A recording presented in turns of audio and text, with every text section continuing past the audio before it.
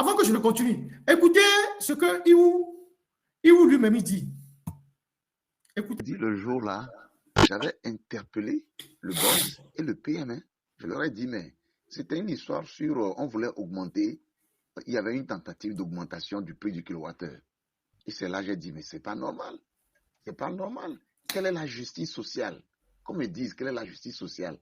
Qu'un ministre, quelles que soient ses charges, qui a accepté cette fonction, donc, de se sacrifier pour le pays, qu'on lui paye l'électricité, et pendant que les autres crament sous le soleil, il a toutes les chambres, y compris les couloirs, certains même leur garage climatisé, des factures qui vont jusqu'à 4 millions, selon ce que le rapport du ministre a dit, et on continue. Quelle est la justice sociale dans ça? Qu'on me réponde. Ah, le jour-là, le patron m'a regardé, il est sorti de la salle. Et le PM et la ministre de l'énergie aussi m'a donné raison.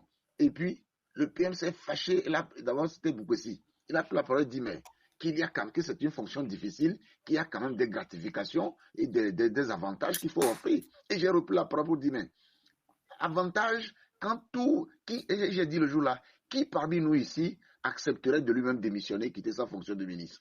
Ça veut dire que c'est quand même un métier gratifiant. Et si en plus de ça, maintenant, on se donne ces avantages, quelle est la justice sociale? Et là, on m'a coupé le micro et les gens sont regardés. C'est-à-dire que je joue là, j'ai regardé la télévision le soir, je me suis dit, ah, on va me limoger. Et puis voilà. Et après, mes amis ne m'approchaient plus. J'étais devenu un paria. Hein. J'étais devenu un paria, on ne m'approchait pas. Les ministres qui priaient au conseil des ministres, avant qu'on ne commence le conseil des ministres, là, eux-mêmes, le jour-là, ils ne m'ont pas parlé. J'ai dit, regardez-moi ça. Vous vous dites, pasteur, quelqu'un parle pour dire non, il y a une injustice, et c'est vous les premiers à m'en vouloir.